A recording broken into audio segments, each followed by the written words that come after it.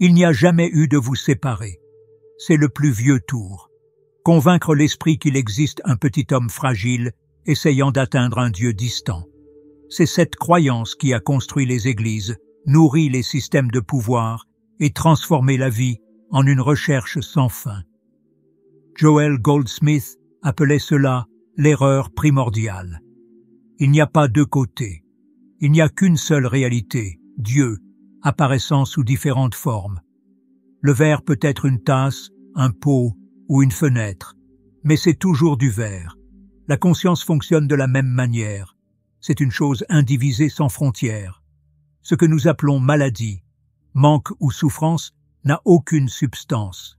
C'est un mirage comme le train qui semble se rencontrer à l'horizon. La perfection n'est pas une promesse future. Elle est déjà ici maintenant. Et c'est ce que personne ne veut vous faire voir. Parce que si cette illusion tombe, toute la machinerie s'effondre. Les églises perdent leur fonction.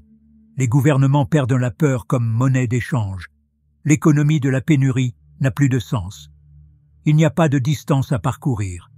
Il n'y a rien à conquérir, seulement à reconnaître que ce qui voit, ce qui respire, ce qui existe, a toujours été le divin sous la forme d'un individu. Musique. Vous n'êtes pas humain. Cette déclaration provoque un inconfort immédiat parce qu'elle attaque le fondement de l'identité que le monde entier accepte comme évidente. Dès le plus jeune âge, on vous a enseigné que l'être humain est une créature biologique née par hasard, destinée à la décomposition et à la mort. Mais ce n'est pas la vérité. Ce qui est appelé « je n'ai rien de plus qu'une interprétation erronée », une lentille floue qui dissimule la réalité essentielle. La conscience qui perçoit est la manifestation même de Dieu et non une entité séparée. Joel Goldsmith, maître spirituel américain du XXe siècle, a exposé cette illusion impitoyablement. Il a déclaré qu'il n'y a pas d'homme mortel séparé du divin, mais seulement la vie infinie apparaissant comme expression individuelle. Cette révélation est devenue connue sous le nom de la voie infinie. Il ne s'agit pas de religion, de doctrine ou de congrégation. C'est une expérience directe de l'unité, accessible à quiconque est prêt à franchir le voile de la perception commune. Le monde, cependant, a été façonné pour soutenir la croyance en la séparation. Les institutions religieuses ont renforcé l'idée que Dieu est distant, situé dans un au-delà inaccessible. La science a réduit l'identité humaine à des combinaisons d'atomes et d'impulsions électriques dans le cerveau. La culture a nourri la notion que la vie est une course à la survie contre les maladies, les crises et les limitations. Cette construction collective a servi à maintenir chaque personne soumise à la peur, au désir et à l'espoir de trouver à l'extérieur d'eux-mêmes ce qui existe déjà en plénitude dans la conscience elle-même. Voici le paradoxe.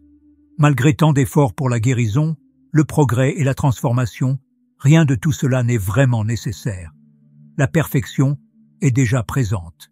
La souffrance, la maladie et le manque ne sont pas des réalités à combattre, mais des distorsions perceptuelles comme les rails de train qui semblent se rencontrer à l'horizon. La douleur peut être ressentie, mais elle n'a pas d'existence objective. L'erreur est dans la façon de voir, pas dans l'essence de l'être. Cette révélation porte un poids subversif. Si toute disharmonie est illusion, qu'arrive-t-il au système qui profite de la promesse de guérison, d'évolution ou de salut futur? Si la séparation n'a jamais existé, quel est le rôle des structures qui se positionnent comme intermédiaires entre l'homme et Dieu? La voie infinie ne remet pas seulement en question les croyances individuelles, elle menace le fondement de toute une civilisation.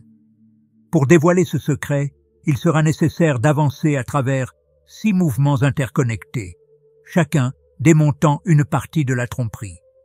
Le premier mouvement expose la racine du mensonge, la notion d'un être humain séparé de la source divine.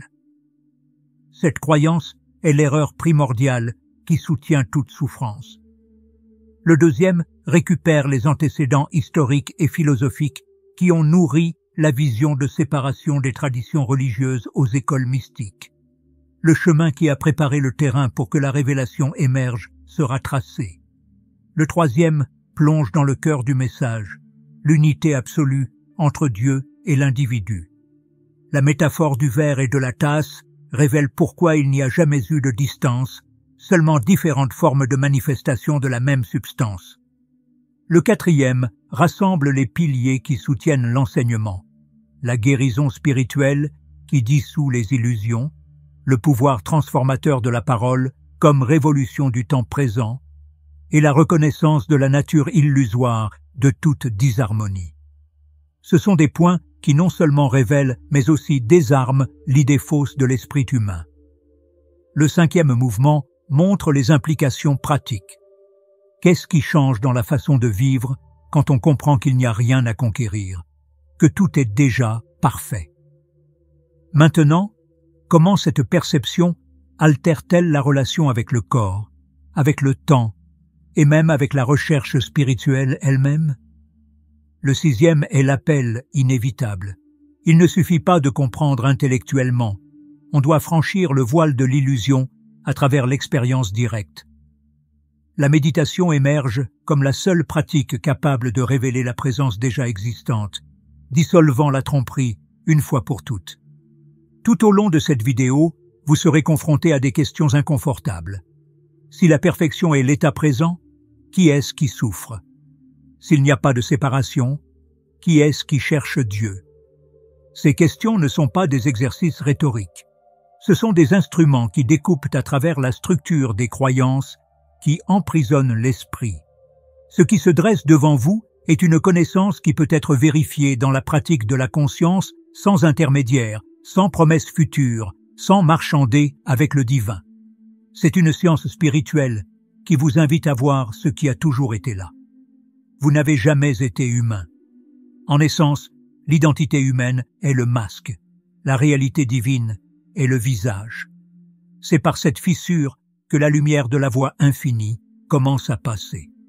La croyance que l'être humain est séparé du divin n'est pas apparue par hasard. Elle a été cultivée pendant des millénaires et est devenue la lentille invisible à travers laquelle la civilisation interprète l'existence.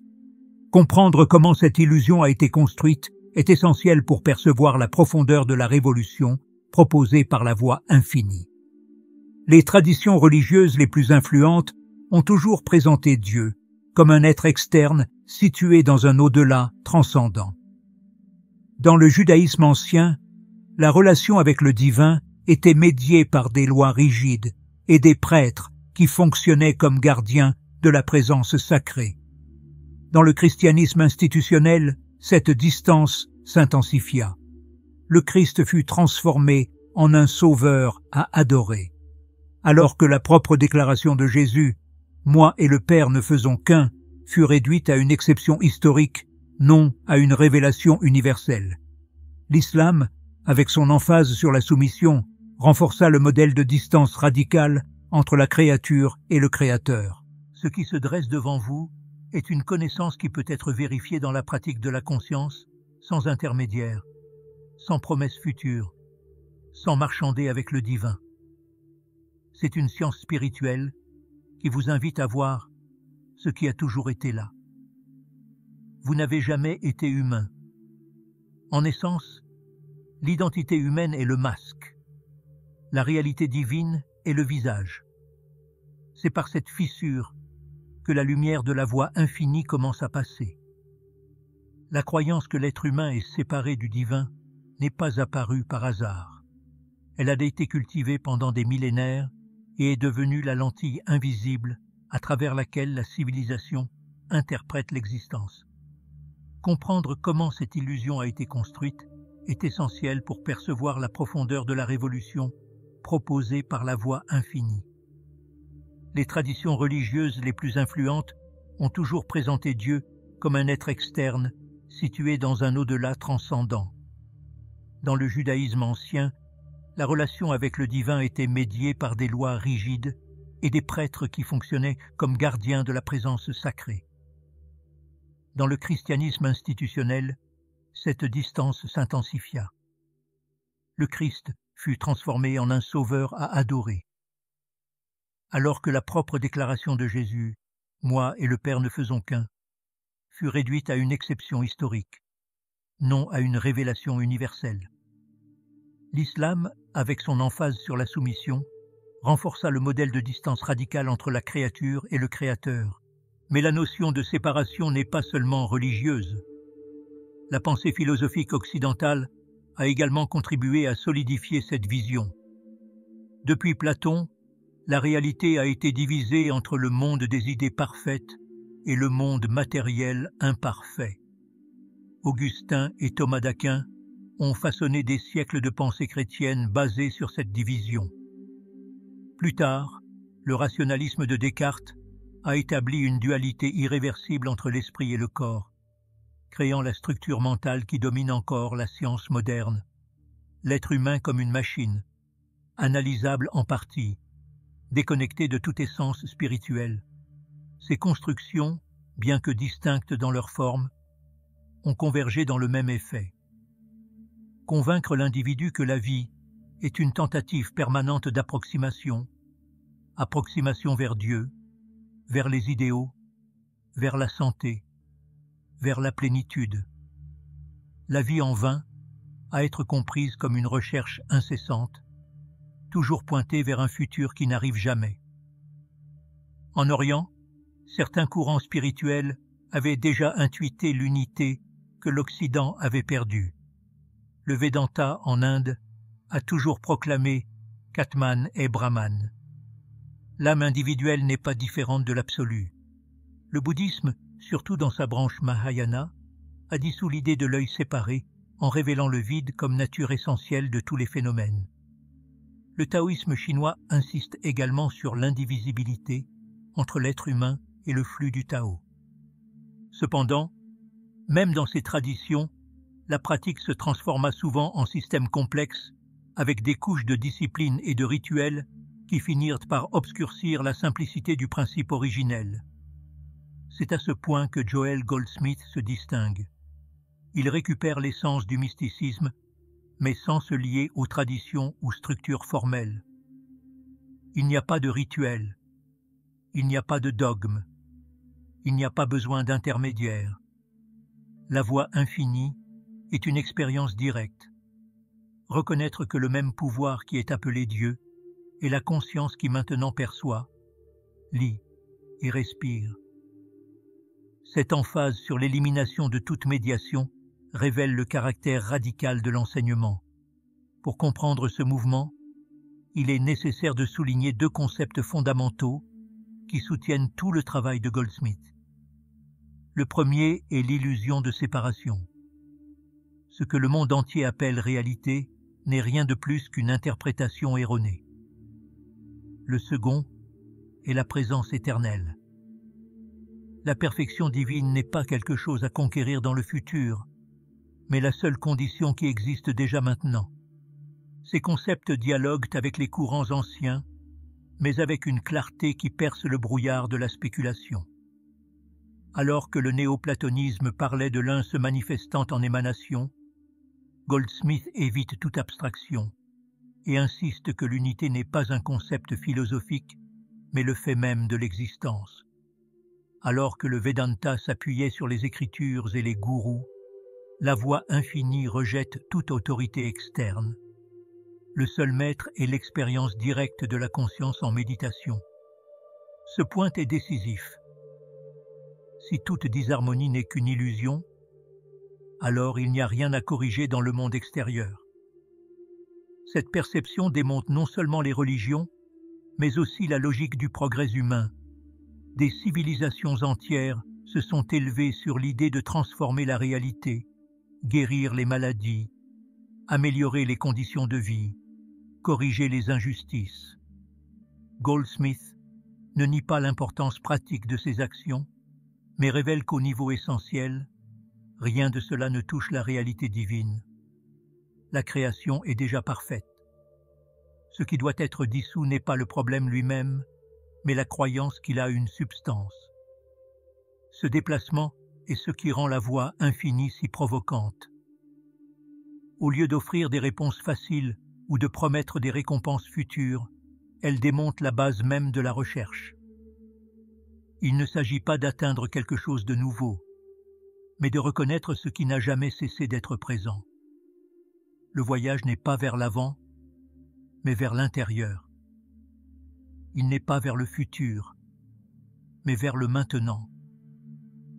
Cette compréhension exige un changement radical dans la façon dont la conscience se perçoit elle-même. Alors que la tradition enseigne à chercher à l'extérieur, Goldsmith insiste à se tourner vers l'intérieur. Alors que la culture célèbre les achievements externes, il pointe vers la réalisation silencieuse de l'unité. Cette inversion est si profonde qu'elle peut sembler impossible au début parce qu'elle frappe directement l'identité qui a été construite à travers toute l'histoire de l'humanité. Voici la racine de la conspiration silencieuse. Le monde dépend de la croyance que vous êtes un être humain séparé. C'est cette croyance qui maintient la roue qui tourne, l'industrie de la santé, le commerce de la foi, la logique de la production et de la consommation. Mais la vérité est différente. La conscience qui entend maintenant ces mots n'essaie pas d'atteindre Dieu. Elle est déjà la manifestation même du divin. Le point le plus audacieux de cet enseignement est l'affirmation que l'individu n'existe pas comme entité séparée. La conscience qui maintenant perçoit, pense et respire n'est pas vôtre dans un sens limité. C'est la vie divine elle-même, apparaissant sous forme individuelle. Cela signifie que la séparation entre la créature et le Créateur n'a jamais eu lieu.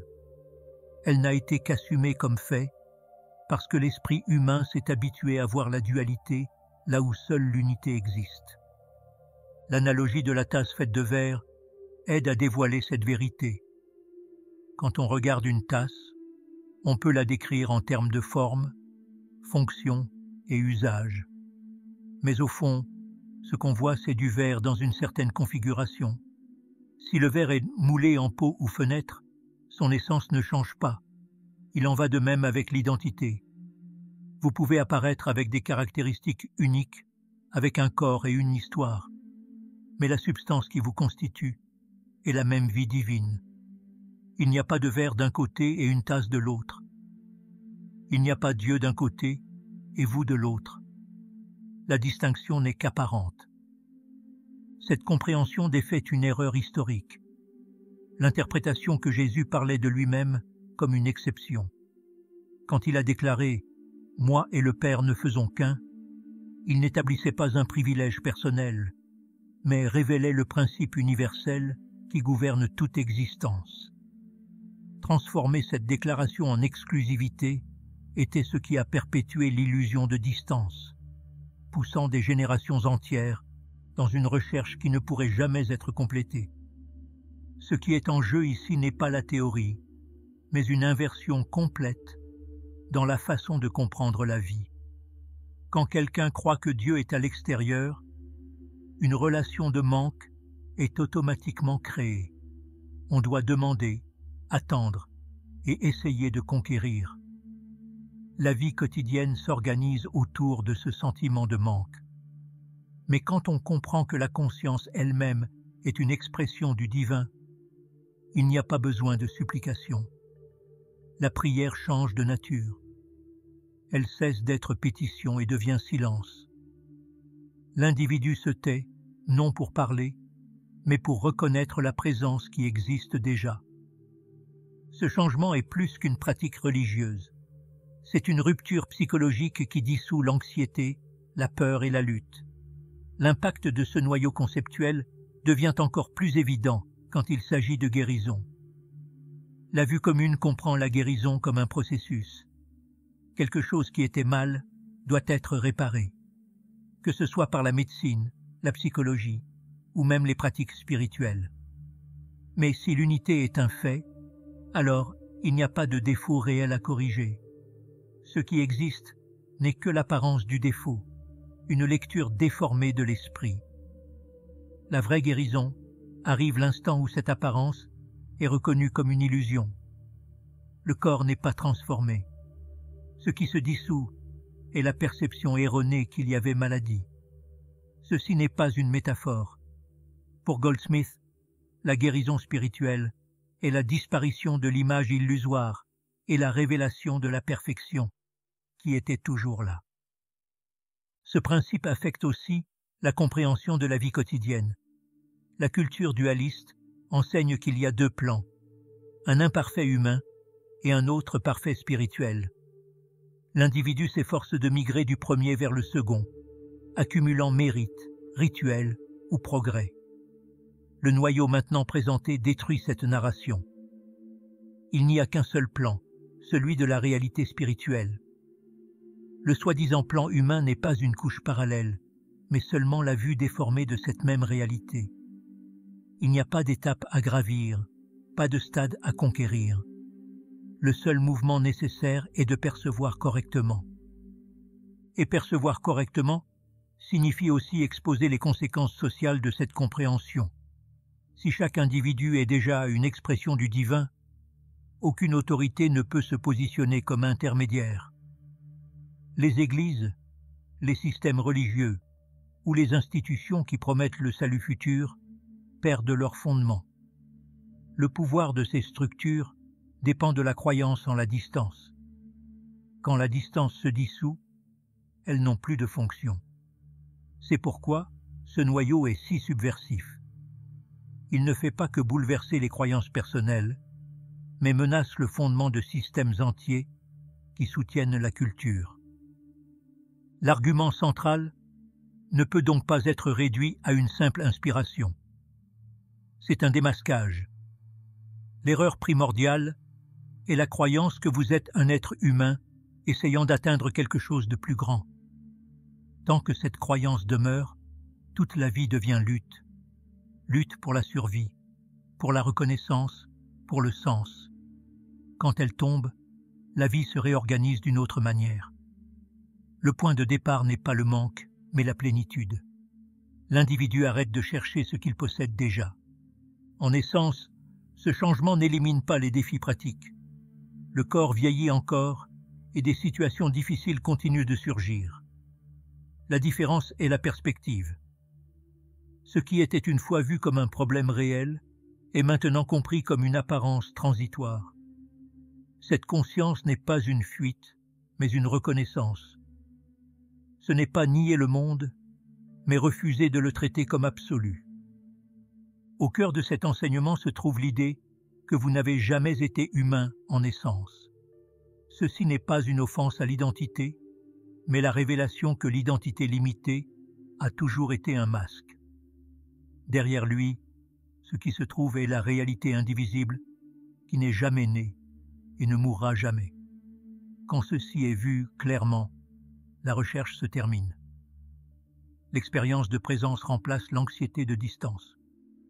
Il n'y en a pas deux, il n'y en a jamais eu deux. Il n'y a que l'un apparaissant sous diverses formes, sans jamais se fragmenter. L'affirmation qu'il n'y a pas de séparation entre Dieu et l'individu ne se soutient pleinement que quand on comprend ses implications pratiques. Cette compréhension ne peut rester dans le champ des idées. Elle doit toucher l'expérience concrète, la façon dont on comprend la guérison, la prière, le temps et même la réalité de la souffrance. C'est à ce point que l'enseignement révèle sa radicalité, parce qu'il démonte la base de tout ce que l'esprit commun considère comme évident. La vision de la guérison est peut-être l'exemple le plus convaincant. Dans l'expérience quotidienne, la maladie et la douleur semblent des faits indiscutables. Les médecins examinent les corps, les diagnostics sont émis et les traitements sont appliqués. Rien de cela n'est nié comme événement sensoriel, mais l'explication est différente. La maladie n'est pas une réalité objective. Elle n'est qu'une illusion de perception. Tout comme le regard humain interprète les rails de train comme convergents à l'horizon, quand en vérité, ils restent parallèles, l'esprit interprète des images d'échecs où seule la perfection existe. La guérison authentique ne consiste pas à réparer les os, régénérer les tissus ou inverser les symptômes. Elle arrive l'instant où la croyance qu'il y avait quelque chose de mal se dissout. Ce qui est révélé alors est l'être spirituel intact, qui n'est jamais né, n'est jamais tombé malade et ne mourra jamais.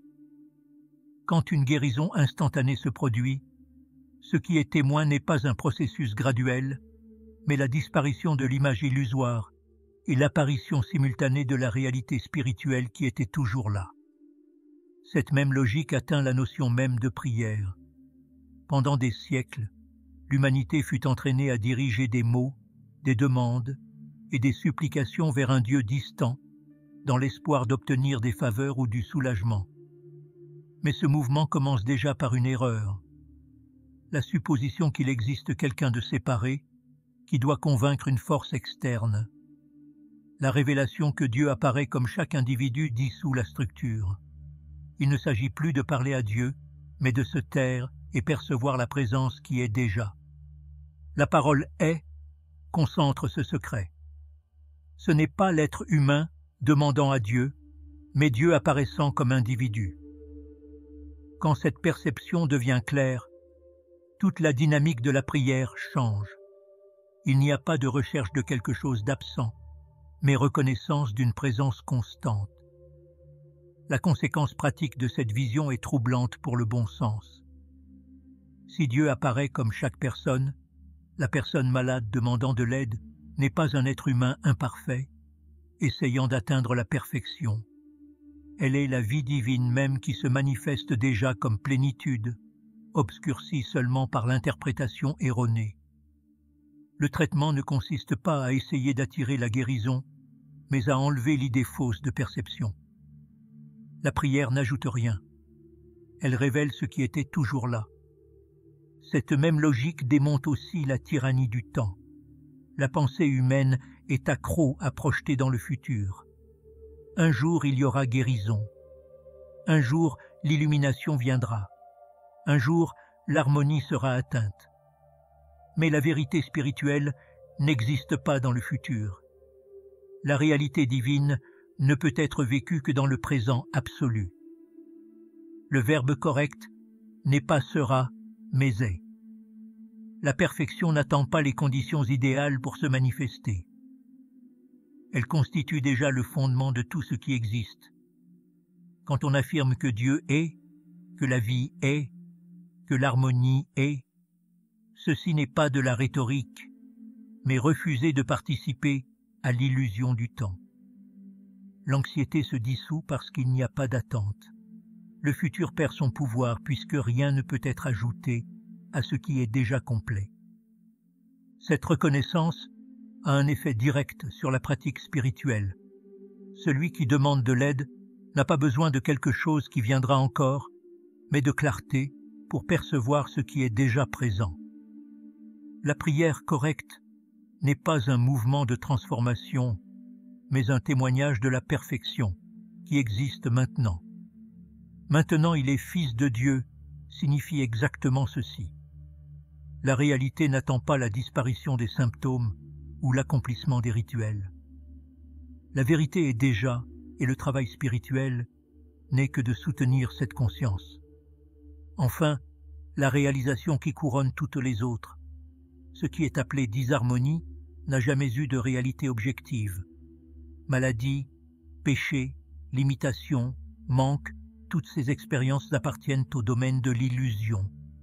Elles ne sont rien de plus que des projections de l'esprit, similaires aux nuages, qui semblent se reposer sur les montagnes sans jamais les toucher. C'est dans cette reconnaissance que le traitement spirituel se complète. Il n'y a pas de bataille contre les forces externes. Il n'y a pas de combat contre des problèmes réels.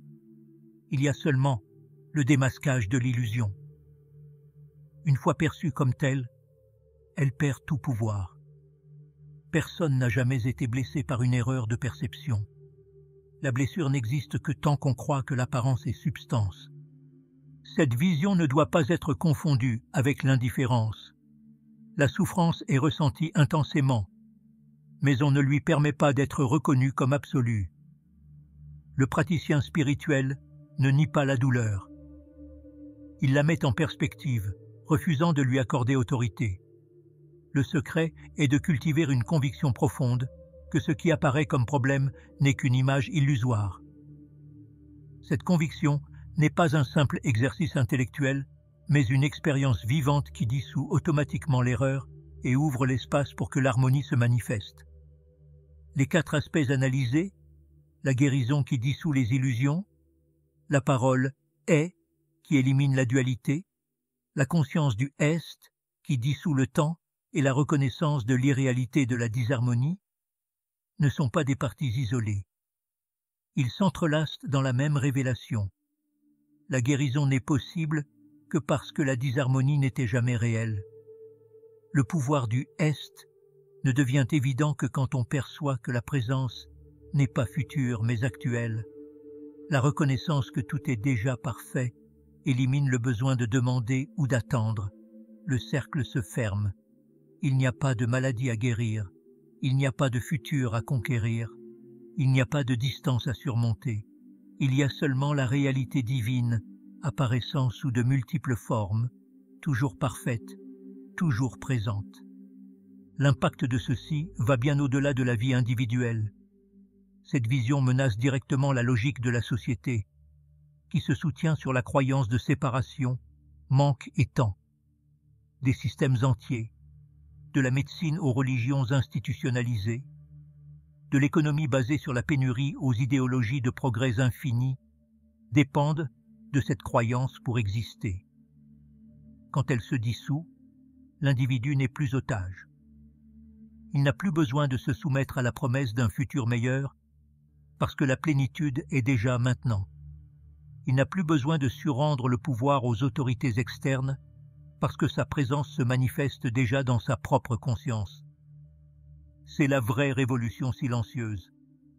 La découverte que la séparation n'est jamais arrivée. Reconnaître qu'il n'y a pas de séparation entre Dieu et l'individu altère non seulement la vision spirituelle, mais aussi la façon dont toute la vie est expérimentée. Cette compréhension ne se limite pas à dissoudre les maladies ou anxiétés personnelles. Elle expose les engrenages cachés qui soutiennent les institutions, les croyances collectives et même les piliers de la culture moderne. Quand l'unité est perçue comme fait, chaque aspect de l'existence en vient à être vu sous une nouvelle lumière. Le premier impact est dans la façon de traiter avec le corps. La culture enseigne que le corps est un organisme vulnérable sujet au hasard, constamment menacé par les maladies et le vieillissement. Cette vue génère une vie d'inquiétude, examens, médicaments et assurance santé. Cependant, quand on comprend que l'identité essentielle n'est jamais née ni ne mourra, le corps cesse d'être la référence ultime. Il en vient à être vu comme une expression temporaire de quelque chose qui reste éternel. Ceci ne signifie pas négliger la santé ou mépriser les ressources médicales disponibles, mais cela signifie enlever d'eux l'aura d'autorité absolue.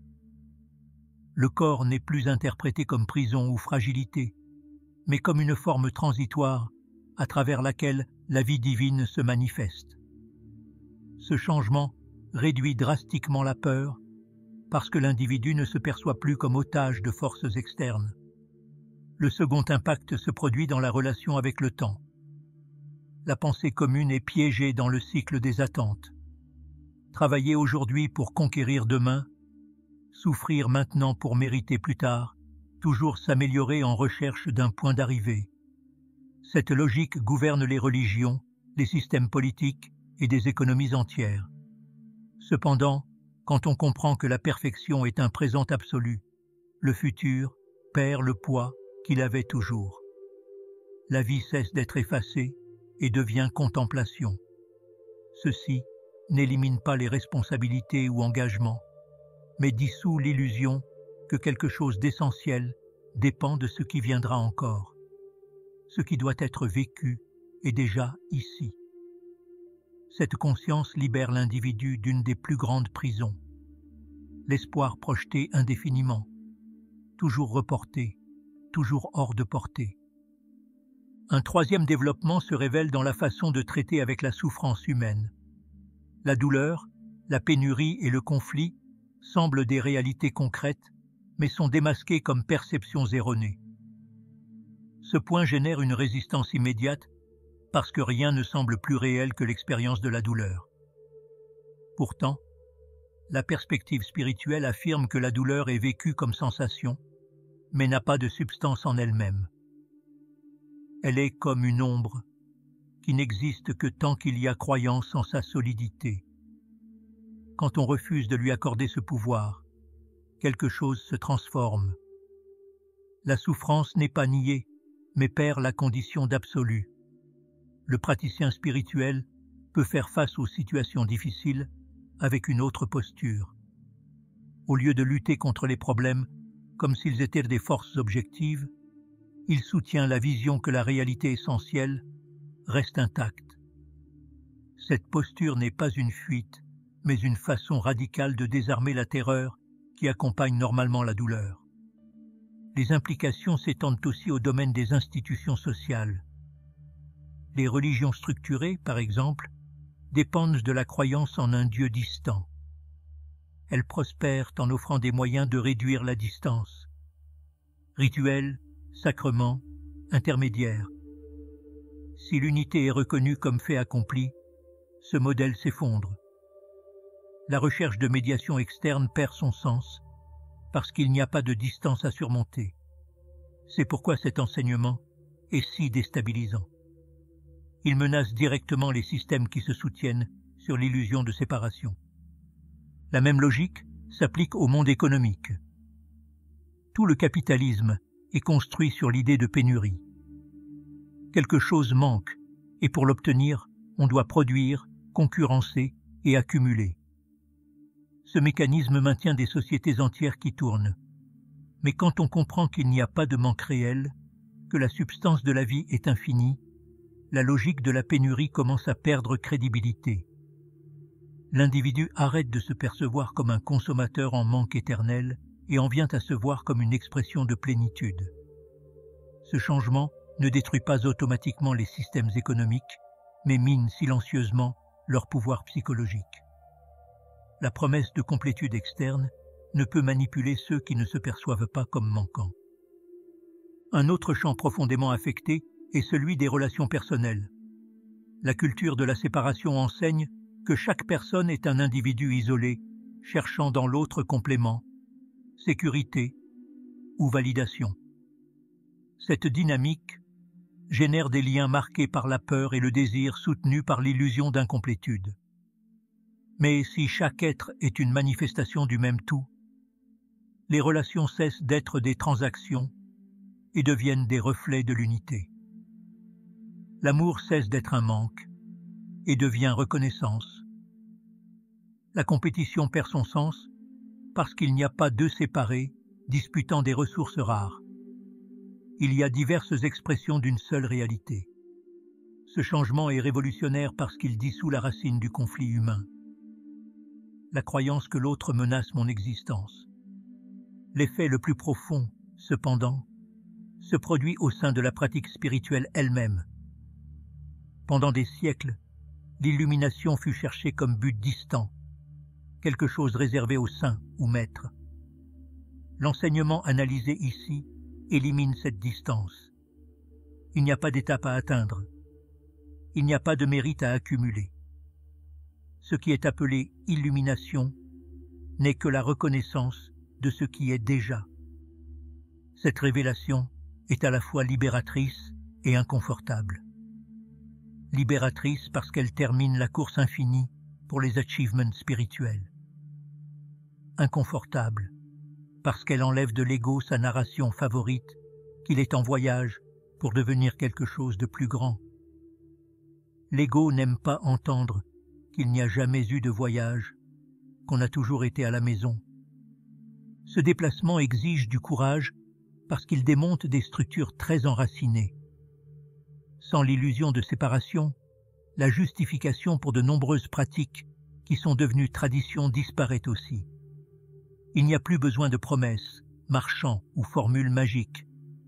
Il n'y a pas de façon d'utiliser la spiritualité comme monnaie pour obtenir des avantages. Le seul vrai travail est de soutenir la conscience d'unité et à travers elle permettre à l'illusion de se dissoudre naturellement.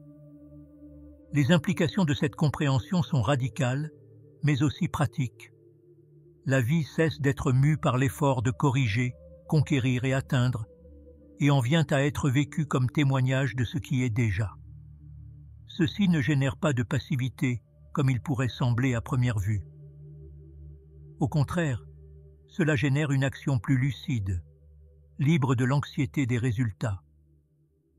Quand on ne cherche pas incessamment à combler un manque, chaque acte devient plus entier, plus conscient, plus aligné avec la réalité.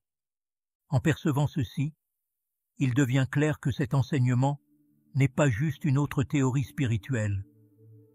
C'est une dénonciation contre l'erreur primordiale qui maintient l'humanité prisonnière.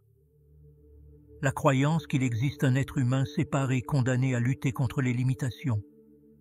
Une fois cette croyance dissoute, le monde continue d'exister sous sa forme quotidienne, mais la relation avec lui change complètement. Le corps ressent encore la douleur. Le temps passe encore.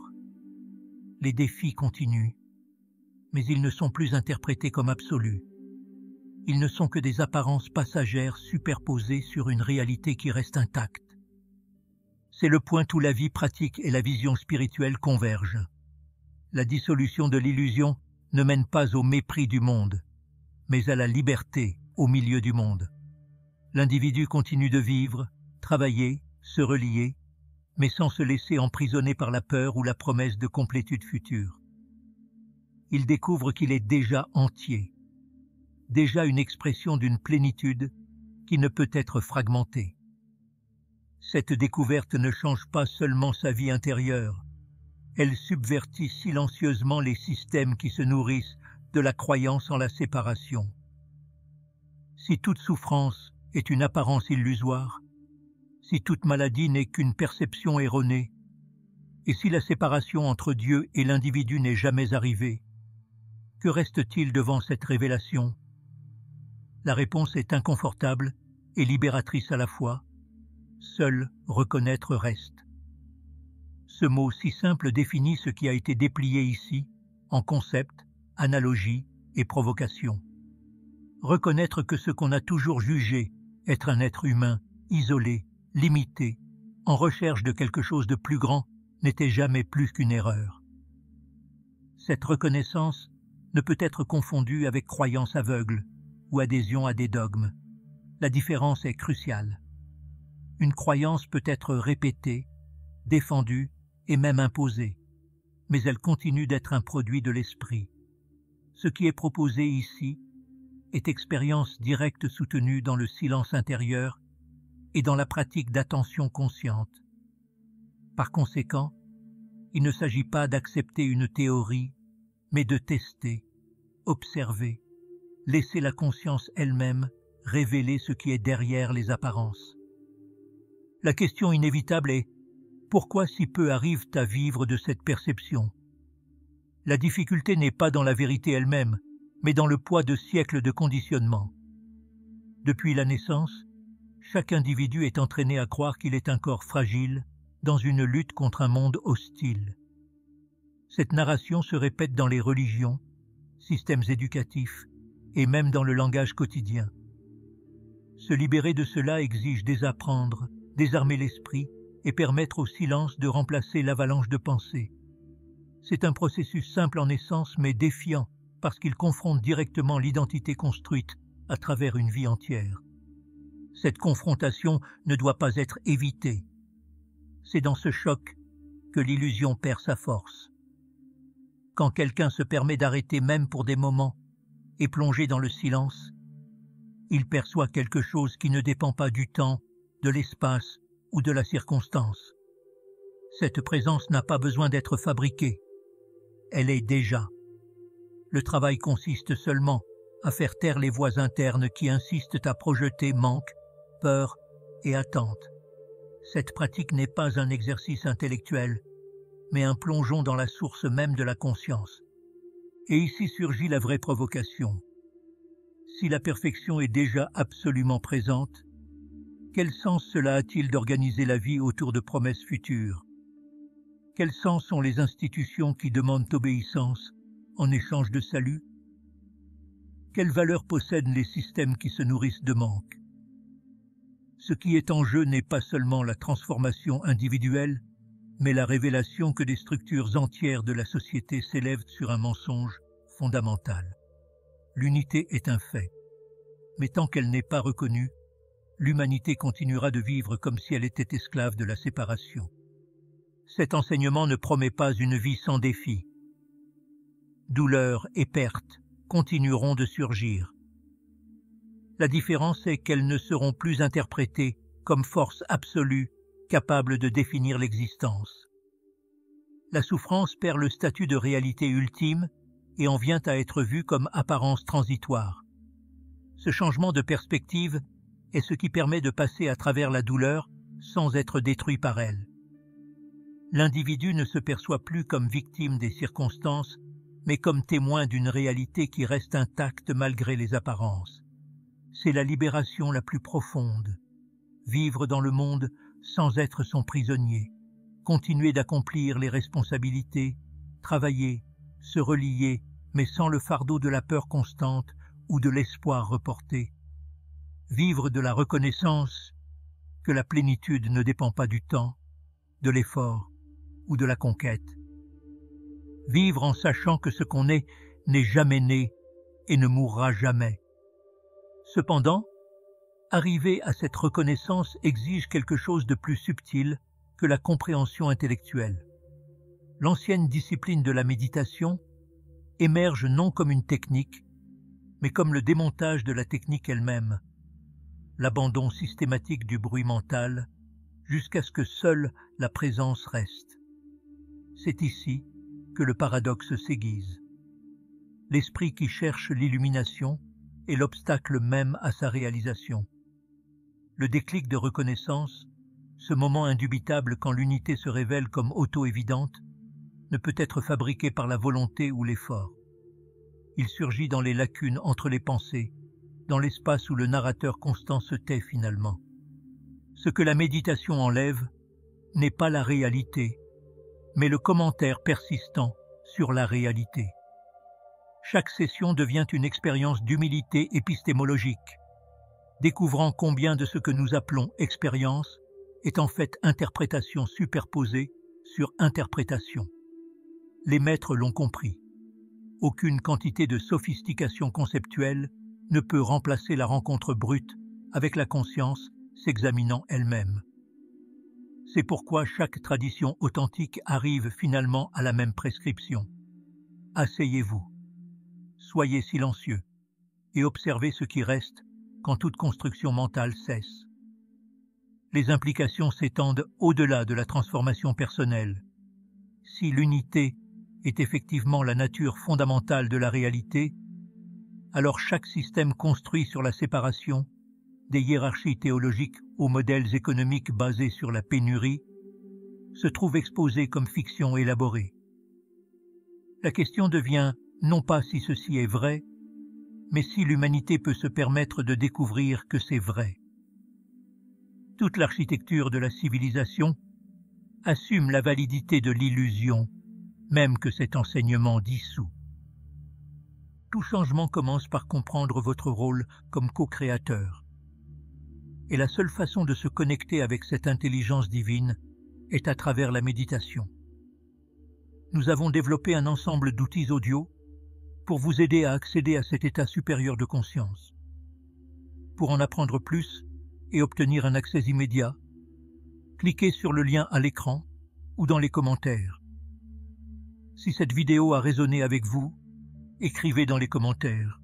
Cela m'a fait sens. Fait.